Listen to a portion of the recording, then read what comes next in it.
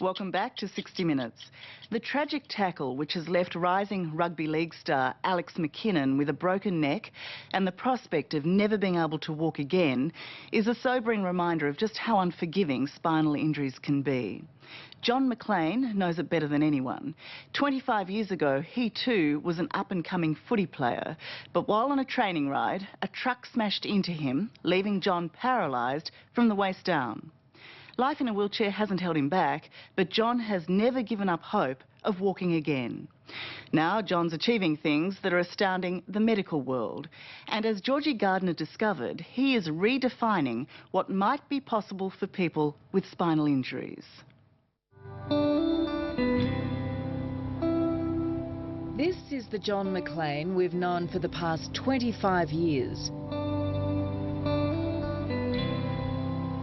A man largely defined by his wheelchair, but never confined by it. Here we go. In the lounge room, around the corner. Especially when it comes to keeping up with his son, 3-year-old Jack. Whoa! Down the hall. The wheelchair, friend or foe? That's a really good question. Never really considered that. The wheelchair is, for me, I would say like it's a friend, it's a part of me. So if I don't have the wheelchair, then I'm not able to go outside, I'm not able to do things. So I guess it's an extension of myself. And extend himself is something John has always done, pushing the limits of what can be achieved as a paraplegic. But even he couldn't imagine the transformation that lay ahead. And he said, you know, what do you want to do? And I said, oh, I'd like to walk. And he then said, well, you should be able to walk. And then he said, well, let's see what we can do. Over the past year, John McLean has confounded medical experts with what he's been able to do. The degree of his recovery is beyond my wildest dreams. And in the process, he's joining the new frontier in spinal research. This is not science fiction, this is the stuff that is being explored around the world right now. What we need to do is get our foot firmly in the door and wedge it open and allow this to happen for a lot more people. John McLean was born to be a champion. All his young life, he loved to run. John McLean has represented SG Ball and also Jersey Flegg teams. By the age of 22, he was an up-and-coming rugby league player with a newfound passion for triathlon. But in June 1988, it all came to a screeching halt.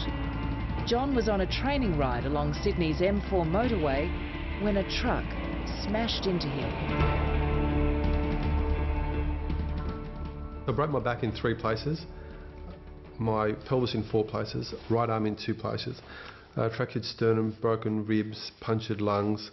There's a lot of damage done, but in particular the damage to the spinal cord at T12, which is about your belly button height. That's where my spinal cord had been damaged. You were a mess. Absolutely, yeah. I was near death. He was a man who'd had a very horrendous accident where a lot of force had come towards him, and this then meant that there was damage to the spinal cord. The question was, how much damage? Professor John Yeo is one of Australia's most respected spinal specialists. He looked after John McLean in the 4 months he was in hospital. John was an excellent patient, very keen, of course, to do everything. And he had lots of physio and occupational therapy, and indeed made plans to make the most use of what he had. But the wheelchair was still going to be a big part of his life. John emerged from hospital with just 25% function in his left leg. His right was practically useless. He could stand for short periods, but walking was impossible. I hated the wheelchair. I wanted to run again, so that's why I tried so hard. But eventually I accepted the fact that I'm going to be in a wheelchair for the rest of my life.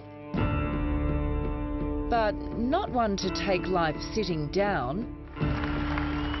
John embarked on the toughest challenges he could dream up.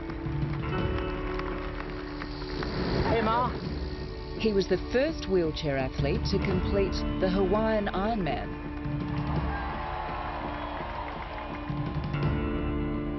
The first to swim the English Channel. Come on, go! Over, McLean's pushing hard here, the Aussie, but And he twice represented Australia as a Paralympian, winning silver. Whether it's paddling or rowing or wheelchair racing or, triathlon, he's into it 100%. That's just what he does. For wife Amanda, just keeping up with John's zest for life is a challenge in itself. John, he just walks with wheels. He's always been, he's so completely independent, and I think anyone who is in a relationship with a wheelie, it sounds a silly thing, but you kind of don't see the wheelchair. Look at that finish line, Aiden. John has been a trailblazer and an inspiration for so many in wheelchairs. But the sad fact is that for those with serious spinal injury, medical science has struggled to find a cure. We're done good. We're done good. Thank you.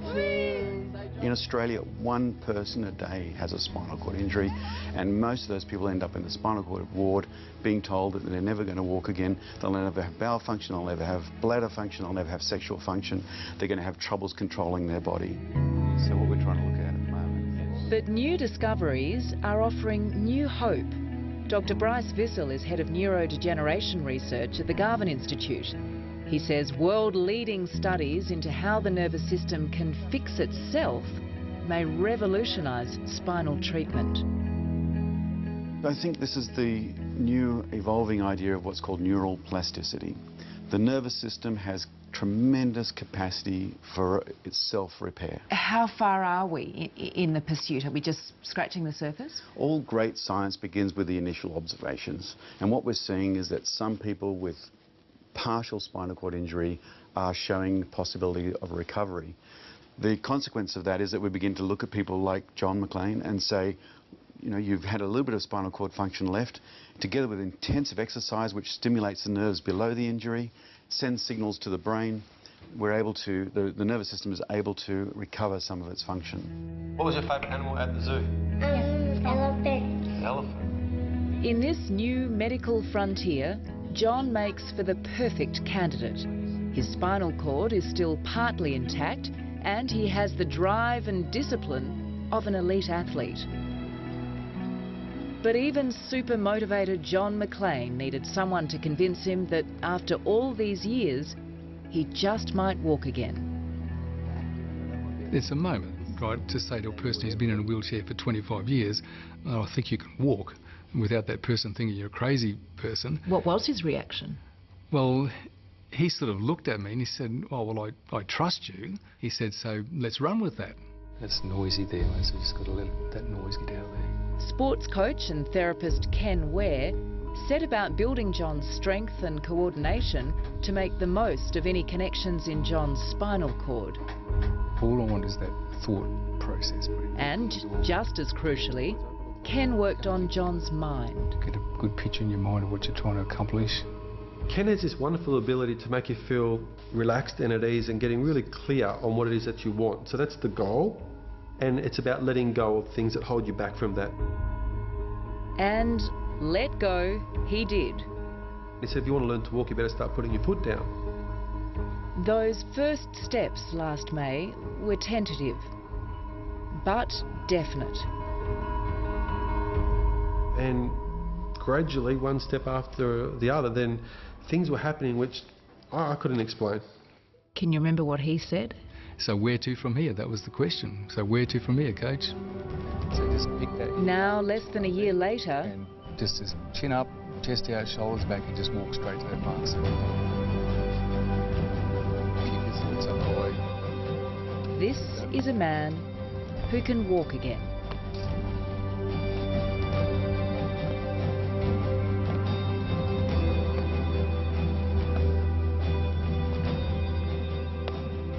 Great. Right? It just keeps getting more extraordinary. I mean, I wouldn't believe it unless it was happening to me. That's it. And that's not all John can do. Can I stop smiling, Georgie? I can see that. That's the way. It's infection. Let's go, go, go. Incredibly, John is even trying to run. That's the way. Go, go, go. Come on. Keep your arms tucked in. That's it. Tuck them in. The determination in his face, I mean, it just says it all, doesn't it? Yep. He's just so in the moment, and it's almost like a meditative state. He just has that enormous self-belief and incredible focus. Beautiful. Past the finish line, don't you? Finish lines. So when you see what we're seeing today, you must be marvelling at it. I am marvelling at it. And I'm pleased, of course. And I want to know how we might anticipate that in perhaps other patients in the future. Today, Professor John Yeo is looking for answers from the 3D images of an MRI scan, a glimpse into what's going on in John McLean's spinal cord. So we need to cover the cervical and thoracic spine. That should be enough. Okay. Radiologist Dr. David Brazier runs the MRI unit at Sydney's Royal North Shore Hospital. Just want to come in here. You can see here that this is the cross-section of the cord. Yes. The white area is the damaged cord you can see here, and this is the tiny little bit of cord here that remains. But that's enough, at least in your case, obviously, for you to have some function. And to be honest, I'm amazed at seeing you just walk forward there, because there's still quite a lot of damage. Our interpretation of this is that it's not regeneration that John is getting recovery of function, it's a resynapsing, an opening up of pathways, John, that I think is what's working for you. Either way, you're just going to be pleased, aren't you, with the result? Absolutely. Whether it's one or the other. Yep. What have you learnt from John McLean's progress? What have I learnt? I've learnt that miracles happen. You view it as a miracle? I think it's a miracle. For John and his family, this miracle has opened up a world of possibilities.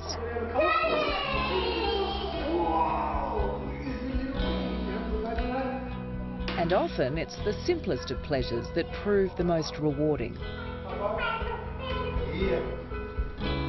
Like walking on the beach hand in hand. Has he changed on the inside? He has, actually. He's always been driven, but I Absolutely. guess this takes it to a whole new level. Yeah, it has. It's a lot more personal. Maybe it's not so much a sporting achievement. This is a very personal goal, and something he's always strived to get back to. So I guess that's a difference. It's just very personal to him.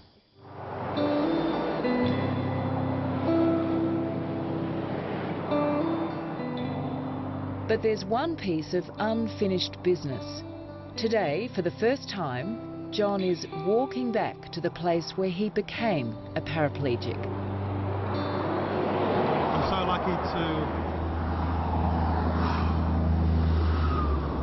lucky to be alive.